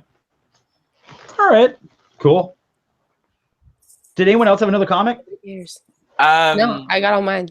Okay. Well, I'll just pitch Hawkeye and Nova. Really good, going strong. Kate Okay. Bishop is amazing and funny and great. And I'm really liking this young little Nova with his older Nova going on an adventure together. I think it's really cute. I'm really into it. I'm getting into the Novas. See. You see how he said that word "cute" right there with Nova. I can't have that. I literally cannot have that. Okay, there's this part though where he like takes his helmet like behind like these cacti or whatever, and then the girl that he has a crush on is walking by, but he forgot that he doesn't have clothes underneath, so he was like in his underwear, and it was so cute. Oh, shameful. It's a kid Nova though. What can you write? He does have an alcoholic drink at the end of the One last Nova Corps. One fucking Nova Corps fighting space battles in fucking space. Like Nova does. They did that. They introduced me. Adults though. They fought a fight inside a Celestial's head last time. Yucky. I mean, I don't know. I like it. I'm glad you like it. And you know, honestly, I like that you have books that you enjoy from Marvel because I got like 3. Yeah. Well, I mean, I'm hiding in this a young hero corner of Marvel right now. Like, I'm not reading all of the other adult. And the reason you keep getting books is because there's an entire market for that, and that's rad. Yeah, I'm the market. Those young heroes are just. They're writing them for me. Yeah. That's how I feel about Spawn. I cannot wait. I cannot wait to get my hands on the America Chavez ongoing series. Yeah, that's been promoted a lot. I'm excited for the Elektra series too. The Elektra series, the America Chavez series, but also I want to see what Image is going to do with their version of America Chavez. Because Marvel announced their solo series after the creators of that character jumped over to Image and said that they were going to do their own version of her. So what I'm are they really gonna curious. call it? It's almost. She's like, I'm gonna have to look it up. I don't want to give alternative facts on the internet. Is it going to be like a Marvel Max type thing, or they're doing it with Image? No, Image Comics got the creators, really? And they were upset. They were upset they couldn't do they pitched a solo series for America over at Marvel, and they were like, no. And they went, okay, cool. Went over to Image and said, we're basically going to take that character, tweak it a little bit, give it her a new name, and we're going to do a solo series of her over at Image. Story anyway. And then Marvel was like, we're coming out with an America Chavez series. We don't have a creative team attached yet. God, I absolutely despise the suits at Marvel. That was a shit move. Those up top assholes are that make decisions. I don't fucking like you. Yeah. You know what though? That's a shit ass move from Marvel. I agree. Marvel is an evil fucking ass company when they did that. But they did get me when they got Jamie McKelvey to do a cover for the America Chavez run they're doing, and I was like, oh fuck, I'm in. Because I love Young Avengers. I love Kieran Gillen's Young Avengers. And McKelvey, you know, that's my biggest problem with Marvel is I love art so much, and artists are totally willing to do art for Marvel because it's a paycheck. They get paid for doing art. They don't have to write anything or like sacrifice their like brain thoughts. They just put the picture on the paper and sell it for the money. It's great. And you get so much good art, and that art like sucks me in. And I'm just like, oh my God, I can't believe I just bought this book for the art because it's actually made of fucking sucks. It fucking sucks. It's heartbreaking. I'm sorry. I don't think McKelvey's doing the art for the America Chavez. He just did a cover, but that was he just did a cover. They got another team. That's the fuckery that Savanna hates from Marvel, and I hated that it's working on me. I'm so mad at Marvel. Yeah, I don't blame you. They're assholes, especially that's why we work our issues through here. It's fine. I know, but we're supposed to be promoting comic books, not like talking about everything that makes us sad about comic books. This is the opposite of what we're here to do. No, I'm really excited when I finally am able to get Savanna to cry on camera about talking about comic book. This is bullshit. I'm so butthurt about that. Day's coming. Should we get to the book of the week? Yes, please. Awesome. Let's talk about Birthright. Savanna's pick. Such a beautiful fucking book. Yes. Birthright. Joshua Williamson. And who did the art? I don't have it in front of me. Hold on a second. I am trying to pull I it had up. the single, so I go to get my Birthright books out, and I started at 11. So Andre Bresson. Okay. Adriana art Lucas is the colorist. Is magical. Yes, it is. Magical. Haha, magical. No, I think it is. Magical. So, Savannah, tell us about Birthright. What is it about? Wait, Savanna, why did you pick this book? I picked this book for time travel and hunk sauce. 2 things. Lots of hunk sauce. Lots of hunk sauce. Oh my god. Okay, so you guys are the book starts off. Oh yeah. No. The book is really, really awesome. Like if you're into fucking swords and cool like medieval weaponry, holy fuck. The kid carries around like a fucking arsenal. Kid, man, very large dude from, other dimension. Just hold on, rewind. I'm just gonna let you know, like this is their type right here, guys. This is Mikey. Oh man, I was talking about. ready for that. Dude, bro. So that's the name of the main character is Mikey. Well, one of the main characters, and it's so twisted and so cool. We should kind of talk about the premise here. Basically, the issue starts off with a bang. It's a family. It's mom, dad, and 2 younger sons. And they're getting ready to do a surprise birthday party for one of the kids. His name is Mikey. He's out playing catch with his dad. Meanwhile, the older brother and the mom are at home getting ready to do the surprise birthday party for him. And at one point, the dad's like, "I've got an idea," and he throws the ball really, really far, and that's gonna like buy some time for them to get the party ready. So Mikey, the little kid, goes and runs into the forest to go chase the ball. All of a sudden, he is nowhere to be found. The dad's freaking out. It's an entire year of trying to find Mikey. Everyone is accusing the father of maybe killing him. It tears the family apart. That's just the first issue. And then all of a sudden, they get a phone call from the police again, where the police show up. By the way, the detective is a dick because he's the one who's been accusing the father of murdering his own son. The character building of like the detectives and all the way the way that they laid out the tearing of the family apart, or even fucking the beginning where he's on the phone with the mom while he's screaming through the woods, like the way that was laid out. Holy fuck! It legit stresses you out reading. You're just like, panic. It's you're starting to get like anxiety about what's going to happen.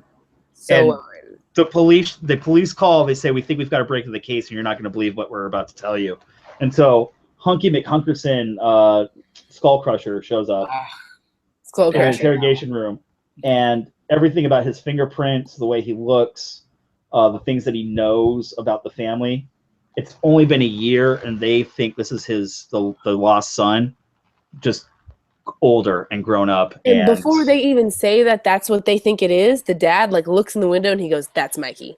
It's the fucking wildest thing ever. And the mom's like, "Shut your fucking pie hole." Not like that, but it's a very, very dramatic. Like the family is fucking ruined. The dad was like, there's pictures of the dad like sleeping on the floor in the kid's room with the baby. He's like 5 or 6 when he disappears.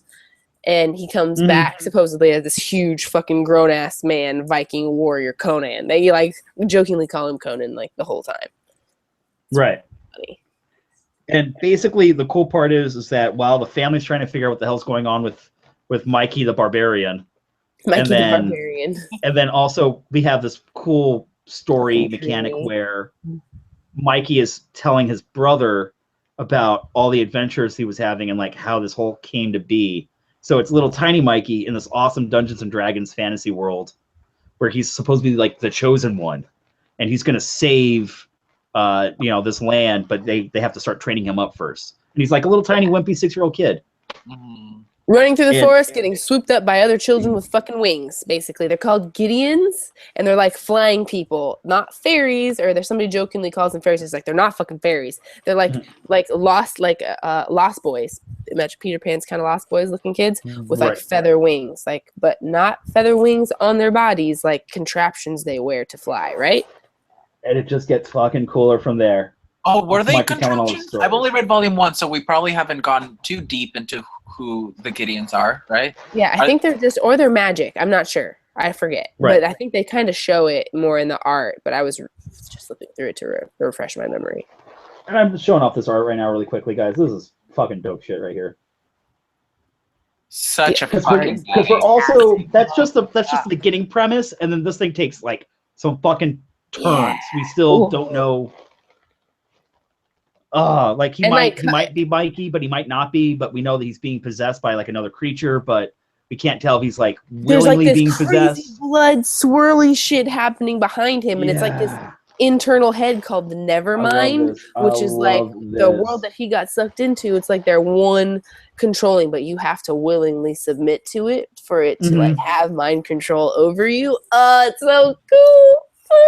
It's like kind of like a Carnage Red Skull like blood floaty lava lamp situation happening just like all the time. And he's just like talking to himself but not talking to himself, and he has to convince the family that he's there to like save them from these wizards, and he takes them to go find the wizards, and the mom's like, fuck this, and then the dad's like, we're gonna go do this because I believe in you and you're my son. Oh my god, fucking hero. And oh my god, it's just that relationship that this father has with his newly found son is hysterical to me. He's wild. Proud. He's like, wild. My son, I'm gonna help him get these fuckers. Yeah. Bitch. Like, what are you gonna do, mofo? You're and so this whole time he's got this older brother, not much older, probably like 4 or 5 years older, I think. Yeah, just a couple years older, I think. Instantly living in the shadow of this little brother, which is kind of weird.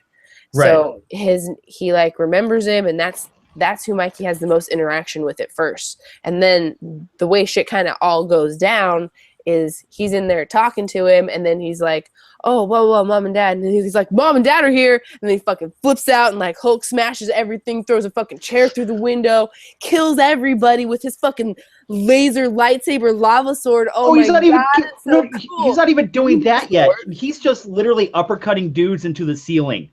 Yeah, like, when he breaks out, for sure. And he's like, and then the brother's like, or no, it's the dad. He's like, down to the left and around the corner is the fucking arsenal. Go, go, go. And the mom's like, what are you doing? I love the dad. He's like, oh yeah, the dad. And like basically, instantly when he finally gets to his arsenal, someone was talking about Ox was like freaking out. You gotta show a picture of it. Yeah. Look at this. Look at that fucking double that They're so badass. I don't know why Iris has decided to show up on my. That's just my TV has decided that Iris is there now all the time. Okay. All I want is 5 minutes with older Mikey. Damn, that James. He would kill you. Take me. He could try. Oh my God. Hold on a second. No. Which, by the way, did this hallway scene Lava in comic book form almost like outdo some of the Netflix hallway scene Marvel shows? You guys, you know how like how the Netflix shows always have like a hallway scene. Yeah. Yeah. Oh, yeah. This might be the better hallway scene I've ever. It's really good. So and then he has to. His story is he's got to find these 5 wizards that got into the portal, that crossed into their world, and now the portals are open. And he's got to get the wizards back to the other portal mages and close the portals. So they're fucking going to find this one guy who's like some creepy old hillbilly sitting in his like little porch, and he's got like fucking magical things like hidden inside the fucking sketchy ass house, and he controls the plants and he draws power from the earth. It's so cool. Oh, it's so cool. And they're like all in disguise, and there's fucking magic, and yeah, dude, and it's, I mean. It really is like this awesome D&D adventure come to life. It's so much fun. It really is that fantasy barbarian. I totally feel like this is the way it would play out. I've never played Dungeons and Dragons, but I've played World of Warcraft. It was giving me a lot of World. You're there. Yes. Super fun. Trolls. Going off this. Yeah. The character design on this is sick. Oh my God! So yeah, that monster, dude. That razor monster thing. Yeah, that chick was fucking awesome. Cool. She had like. Look at that. Yeah. So you guys keep freaking out about this because I mean this was such an amazing pick. It was a good book. I've been trying to talk about Birthright for so long, man. This book is so dope. That's just the first volume. That's just the first trade.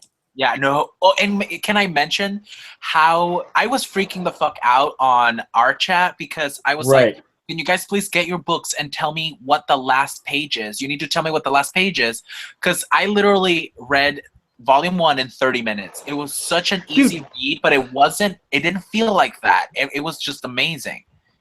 Before I knew it, I was done, and I was like, this can't be. The funny part was, like, when Ian was like, I think I'm missing some of the story, and I was in the chat like, dude, so do I. Like, I wonder if, like, I downloaded the wrong version, or if, like, Comixology had, like, a problem with it. And come to find out, like, it's what, 5 issues? Yeah. And it flew. Ian and I are already talking about the fact that after we're done tonight, we'll probably buy the second volume and start reading it right now. Really good. I am ordering the hard copies of the first 3 volumes. It's like everything I love in comic books. This is the shit right here, guys. Here, seriously. For anybody that's interested, let me go on In Stock Trades and see how much it's there. And I feel bad because, like, usually I like to buy my trades from a comic shop so I can support local comic shops. I wasn't going to make it over last Sunday because I was a little busy, so I bought it on Comixology. The first volume is $3.99. See? Like, okay. Check it. It was on my borrow might list for my Comixology thing, so I didn't even pay for it. But yeah, I have all the singles somewhere. I think on InStockTrades.com, issue volume number 1 is for $5.79. There you volume go. 2 is for $7. Actually, the first one is for $5. 2, 3, and 4 are for $7. Okay, so you can find this amazingly fucking badass. This thing's the tits, dude. Oh. Okay. And I also appreciate a story that can move really, really quickly without the story suffering. And flowed really well. Yeah, it flowed really well. By the way, here's one of the main characters, Rook, totally taking his battle axe and cutting off the snout of a giant monster. Buy this fucking comic and read it. Oh, so much blood. Told you guys. Nobody listens. I was not expecting it at all. This is a trade that I've been seeing on Amazon for like $5 for so long, and I always thought you should buy it. You should buy it. But no, it doesn't look like it's something you would like. So wrong. No, this is, and I really want to stress the fact that, like, right out of the gate, this thing really does establish, like, what you think the story is going to be.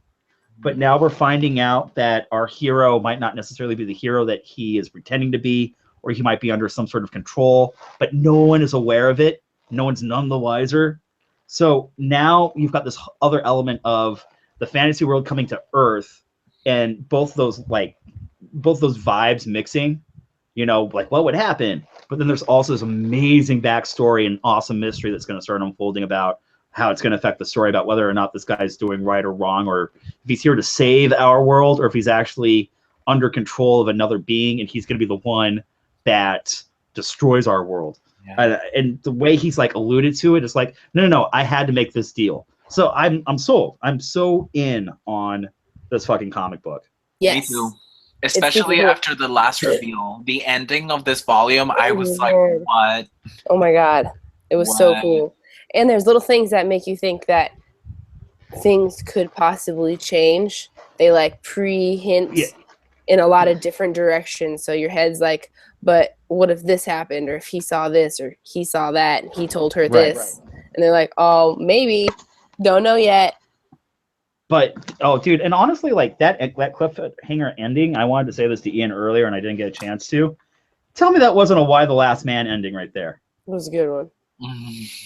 It was totally a Y the Last Man ending. Like, damn it. Oh my God, I was not expecting that at all. Especially because he had just gotten done talking about how he married a princess. And it's like, it's complicated. Right. And you're like, oh, what? Why? And I'm like, holy fuck, it's complicated. Now I know why. Yeah, a lot of that book has you just fucking screaming. Somebody's been humping around. That's all I'm gonna say. God, it's so weird to know that he's like actually like 7. Oh, right. That's the thing. How they say how the time travel. Should we tell them? No, don't tell them. No, we didn't talk about it. Talk about it. Tell them why this is an interesting thing. So because a year passed in our time, he said time moves really fast there. So he basically grew into adulthood in a year. They don't say exactly why, but That's kind of a saying, weird like, question. Yeah, time moves faster in this other land that he was like meant to protect and save. How did he come back as an adult? I don't know. We're gonna find out though. Maybe he's not even Mikey. Who knows? Dude. I think he. I know. He's Mikey. No, I hope he's Mikey. But is he? We need to free Mikey. So good. So good. So good. So Savanna, how did you discover this comic book? When it first came out, my fucking God, I say fuck so much. My comic book store adds things they think that I will like that are new to my pull. So when I go through it and I see it and it looks like something I will like, and he's like, "That's something you're gonna like." I'm like, "Thanks, man." I get it. He knew. He knows. Ether, that's another one. He put this right on. He's like, check that out. You're gonna fucking figure it out. Yeah. So Ian, what about this comic book made you really fucking fall in love with it? Sorry to put you on the spot like that. No. Or am I? I'm wondering if I should say a real answer, if I should just say Mikey. Exactly. You can give a real answer, but it's also Mikey, I guess. Mikey. It's fucking Mikey. You know, there are different reasons why I love it. I love that it flowed so well. I love that I was done and I was wondering, what, this is it? Like, I want more. Like, that feeling really made me fall in love with it. All of the characters had really good first impression on me. Right. And it was just cuckoo bananas and I was all in. Yeah, dude. It's so weird when you just kind of randomly pick up a story and you're like, this is everything I really needed right now reading. Yeah. It's got all these really cool elements, but I mean, it's not so like, oh, this is such a crazy story. We'll throw it up against the wall and see what happens. It's a fun story. It hasn't gotten serious yet. Like I said, I've only read volume 1. Or you have maybe as well. I don't know. Right. But it's fun for me right now, and I think that's what I like the most about it. That it hasn't gotten serious, but who knows? It might get serious. Right. Because right now it's just this crazy dude from another dimension on a crazy ass mission, and you don't know if he's a hero or a villain, and they're just kind of like trying to figure it out. And you know, there's baby mamas and shit. I was like, what? Yeah, I mean, the art, the character design, the relationships between the characters right away out the gate. And the dad is my favorite for sure. He is the way he's just so proud of this like hunking muscle man is just the funniest thing to me. Interesting, because I'm relating more with the mom. Oh, fuck the mom.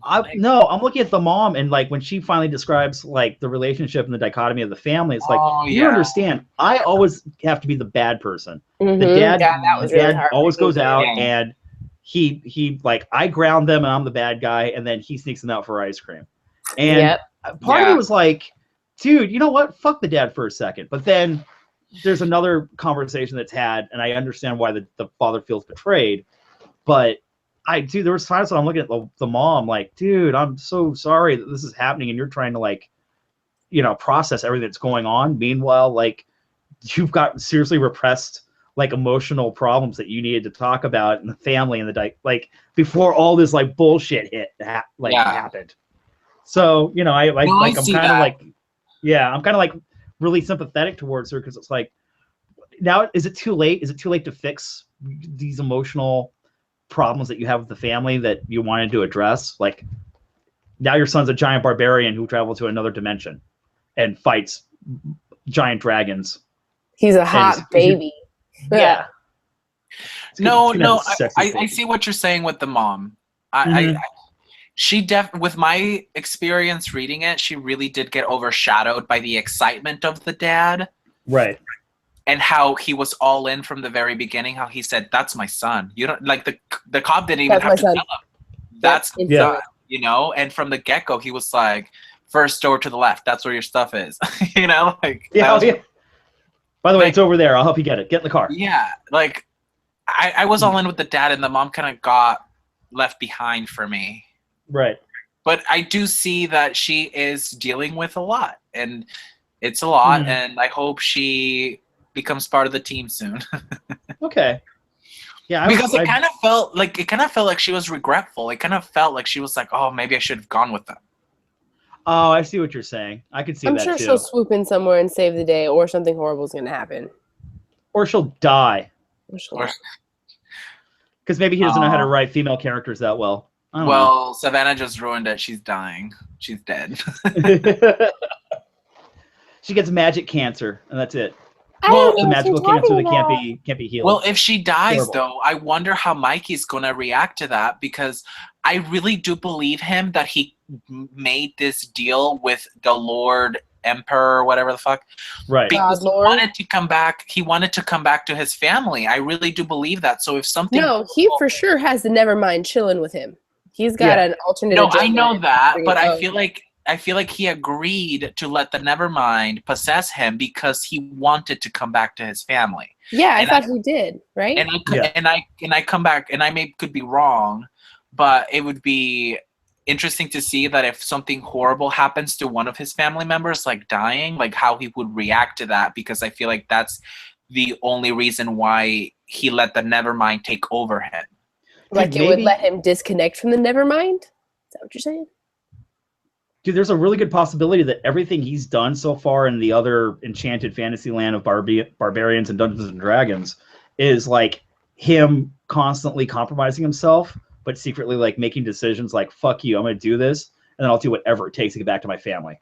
Yeah, Yeah, they like, make you it know, a really that's a strong possibility. point to show how violent and strong and aggressive and powerful he is, and then they make a huge polar opposite point as a child to show that he's not going to kill anything, doesn't want to kill anything, doesn't want to hurt anything, doesn't want to fight. You know, he's a fucking wrecking crew. And now he's a nut job. Dude, So, yeah. what really He's happened? off a little bit. It's cool. So, I needed to read this. This was great. Well, I hope he disconnects from the Nevermind soon, because that's a bummer. We hope so, but we're going to find out and keep reading, because I got to know. I got to fucking know. Fire trolls, right? Giant lava swords. Oh my god! Right? Did you freak Who out? would Java? who would you cast as Mikey? Nobody Older I've Mikey? ever seen. Oh, here we go. Nobody I've ever seen either. It's got to be big. I almost see Carl Urban as the dad. I don't watch any TV to know who's. I'm so bad at. He was Dredd. Carl Urban was Dredd. Dredd. He was McCoy in the new Star Trek films. Maybe. Yeah. You're just agreeing with me, so you don't have to like admit that you don't watch television. I don't watch TV. I read books. Okay, Savanna, would you cast older Mikey as Jason Momoa? No. He's kind of stuck in that Cal role, unfortunately. Yeah. I can see why that you would think that would work though, because Momoa is an awesome dude. Jesus. Well, I have these other castings, but you guys won't know them. They're just like hot guys on Instagram. My head doesn't put characters from books to characters in life together. Yeah. It's this weird paper thing. No, it's okay. I don't know. I'm fucking retarded. Yeah, I'm trying to think of. I mean, if you wanted to like go super crazy, you cast the Mountain from Game of Thrones. No. He's too old. Just like- He's too old, because I feel like older Yeah. Mikey still has some youth in him. He's just really fucking red. Oh, I got an idea. Who? Baptista, the guy, the wrestler Drax? who's also Drax. I can't see him with hair though. Yeah, see, No, picking dude. guys who are bald. Yeah, dude. I know. I'm thinking, no, dude. You put beard and locks on Baptista, because by the way, he's a really good actor, and I'm really pissed off about how they treated him in the last Bond film. Mikey think that has he would to pull have it this off. handsomeness about him. And Drax. That's what I mean. I've never seen anybody as pretty as that character is in that Wait, book. what about Brock? Do you know that? Like, remember You got this still. What?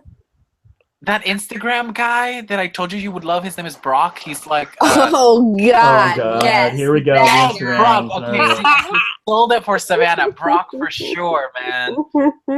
Did you what? Brock, Did you I like? just sold it. I just that sold guy it. for sure. do you have a picture? God. Oh. I want to see a picture of Savannah's Instagram lady boner guy. Okay. Oh man. Savanna, Yes. let me pull it out. My phone's at 1%. Oh, come No. on. Okay, let me pull it up. Darn it. Let me pull it up. Brock. You know what it is? But You're just like. Well, this is the thing. I have the only reason why I casted older Mikey in my head is because I had Momoa and Brock in my head. Here's this guy. Oh, this guy is so Mikey. Okay, let me share my screen. I don't have any porn open, right? Okay. Okay. All right. I got shit for Batista, dude. Well, Ox is on my side. Thank you. I love Batista. What is Ox now? Just kidding. No, I love Batista. But I'll take the shit for it. I think underneath there's a really good actor. Okay, here is Mikey, older Mikey. No, he's still not even big enough. So Savannah's blushing. No. Oh my God! Look at this fucking guy. He has the hair. He has the beard. He has the body. No. Please, can we please move on from this? Oh my God! Look at him. Do it. So Brock, look at this picture. So Brock. I mean, so Mikey. They're the same person to me now. God. He has the body, the hair, the beard, and the handsomeness that Mikey has in the comic book. I would, if I ever saw him in real life, I would point and laugh. Honestly. Who? Brock? Yeah. This guy right here. Shut up! You told me you would bone him when I first showed you him. Look. Okay, he's a pretty boy, but look at this. Pretty Okay, retarded. it's getting a little bit too much. Let's go. Okay, let's go. That's ridiculous. So Shout out I'm trying to figure out. I'm trying to figure out who's Fantastic. coming on. Shout out to I'm pretty Brock. sure. He's gonna want royalties. Oh I'm pretty God, sure- probably he's one of those. I'm ignoring this conversation and moving on to. I mean, you guys can have your talk about this. So I'm trying to figure out what we're gonna do for next week. Okay. Me thinks that Ryan Sees wants to come on and he wants to do Real Deal Comics. Okay. And then the week after that, What's Real Deal? I have no idea. That's why I'm really excited to find out. Is that a comic book? Well, I'm sure it is. It's Because I called haven't Real read it. Deal? Yeah. I'm intrigued. Yes. He's the one I'm really interested because Ryan knows his. So come on, bro. Love. Yeah, Ryan. I like one. Ryan is a pretty good fact checker in the chat because I screw up a lot when I get excited and we do this live, so I get a little weirded out. But I'm really excited to see what kind of stuff Ryan reads and that we're going to talk it up. And he says, look it up. It's totally nuts. So, okay. So next week we're going to do Real Deal Comics. I'll leave a link down below, kind of like what we're looking for. And then is Brandon still in the chat? So I need to talk to Brandon and I will hit him up. Clarkson? Yes. He wanted to do Sweet Tooth sometime this month. I love Sweet Tooth. Oh, So man. so far, I think we're gonna do some guest spots. You In fact, we're gonna talk about guest spots right now. Okay. I know Where's Ryan C wants to come on, and he wants to do Real Deal Comics. Okay. I am Brandon, and we'll figure out when he wants to do Sweet Tooth, and then also Frida wants to come on the show, and I love the pick that she has. She wants to do Fun Home. Okay. I haven't read and Fun Home's amazing. I'm really excited for everyone to read Fun Home. So those are 3 that we've got lined up, and if we will fill the gaps in between guest show spots with the stuff that we pick. But next week we're going to do Ryan C. Real Deal Comics, and I will leave a link down below after the video goes live of whatever this is, and we'll all read it and freak the fuck out together. Also, I'm really excited to have Ryan on the show. I want to meet this guy. So We've had some pretty good talks so Ryan far. doing Cam and voice or Joe's voice? What's that? Is Ryan Oh doing? yeah, guys. By the way, if you're gonna be on the show, like we really do prefer if you have if you don't want to be seen, we understand. You can just do voice and have a really cool avatar for your picture, like Whoa. No, hold on. Back the fuck up. What? You don't like that? No, hell no. If I have to get on here with my face, I would get on here with I'm here with my fucking face. If you're gonna come on the show, you got to be here with your girl. Come on. What is that? No. Or not, but Savannah's pretty insistent that you're showing your fucking face, and Yes. you're in the Thunderdome now when we talk about comic books on here. If it's not So- a podcast, it's a YouTube show. Okay. We're a book club, guys. Come Yeah. on. We're totally Trust me, if I could have talked us into a podcast, I would so much rather not have my face on here. I could be eating things. I could not have makeup on. I could not have all these fucking lights on my face. Seriously, all you would hear is. Yeah, I should be fucking crunching. and then Savanna would just be like, we wouldn't see anything, but she would just be doing the show, but also like no, fucking taking pictures, getting like a good butt shot like this with the phone. Yeah, like doing one of these. You know what? Great. Savannah's literally the definition, like the epitome of I woke up like this, like that hashtag. Like it's insane. I wake up early. What? I'm the same way now. I just love that you wake up an hour earlier than you probably have to, so you can do photo shoots. I don't. I kind of roll out of bed and just go. Honestly. She just rolls out of bed. So I wonder, does she roll out of bed like this? One leg. Just like that. Savanna getting out of bed. It's a very like hair out of the way. It's a very big stretch. God, you guys are gonna pay for this. Trust me. It's probably Savannah's the person that would be like a Big Brother situation where there's cameras set to a timer to take just like stills as she wakes up. I wish I had that kind of time. I really do. I love it. I love it. That was fun. Well, guys, this is the best part of my week. Fucking, I hate you. And if anybody wants to do fan art of Savanna taking a selfie in the morning, I would love you forever. Oh, God. Here we go. If anyone wants to do fan art of Ian with the Instagram hot guy, we'd really like to see that. With Brock, oh, God. He'll sue us probably. If anyone wants to do fan art of just me being rejected by a stick figure, that's cool, too. No, I still need to commission you in booty shorts. Okay. Yeah. See, the problem is you have to have a booty in order to look good in booty shorts, and I have no butt, none. Oh God, that's what I have. My lack of butt is like the eighth wonder of the world. It's amazing how much no butt I have. Dude, I'll give you some of mine. I have so much ass. Dude, I need it. I need some cake, dude. Nothing. It's all spare tire and big shoulders. All I do now is just like eat protein and lift weights and drink beer. It's a thing. My ass is the only Guatemalan thing I have about me. You wouldn't know that I'm Guatemalan until you looked at my ass and you're like, yep. Oh. He's a Guatemalan. Butts and butts. So next week, Real Deal Comics, Ryan C. showing up. And what else do we need to do? God. Wait, Jonathan's like, we all know. Wait, hold on. What's Jonathan? Okay, hold on. I'm going to get in the chat. We're going to start figuring out some dates tonight. Because some people are showing up like, I asked for dates, and I think you did. So, okay, so we'll figure this out. I will get to people in the chat tonight. I'm reading the chat. Oh, okay. Reading the chat. So I think, that's right. Jonathan wants to do a book too, and we need to have Jonathan on. Yeah, the chat is having a more relevant comic book conversation than we are. That's for damn sure.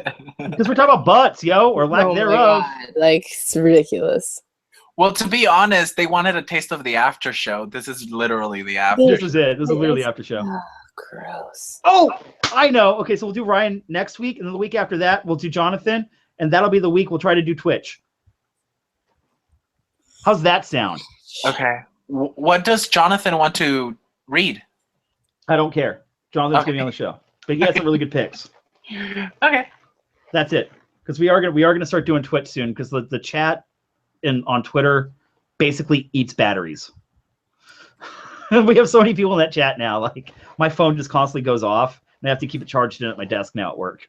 Like, all right. So that's pretty much it. Is that our show? Is that the show tonight?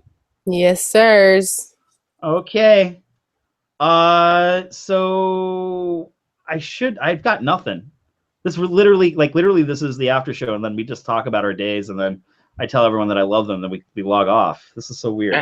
But anyways, okay, so in the comments down below, one, please explain to me the appeal of Gwenpool and why you do or do not like her. And then what was the other question I had?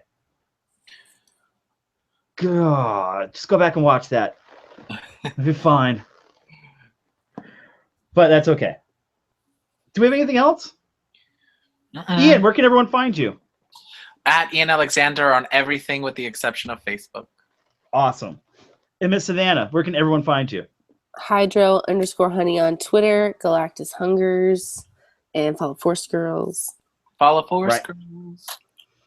And I'm at Kirk Like Stuff on Twitter. I can never remember my Instagram. And this Friday, you will find me in the pit at the Murder City Double Show in downtown LA. Oh, so excited. I'm gonna get my fucking rock and roll on. And Who I'm are so they coming excited. with? What's that? Who are they come with? They're bringing friends. They're bringing some local bands with them. Oh, cool. One of them, I think, is Deep Creep, who is the bass player of Murder City and also the singer is a longtime friend of Murder City. Andrea Zocco. I'm gonna screw that up. But by the way, guys, listen to the Murder City Doubles. They're the best band ever. Give them all the money. So that's where I'll be Friday.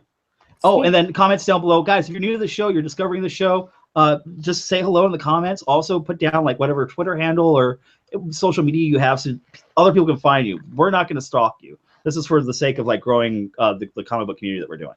Yeah. So do that. That's really, really important. I think that's it. I think we're good tonight, dude.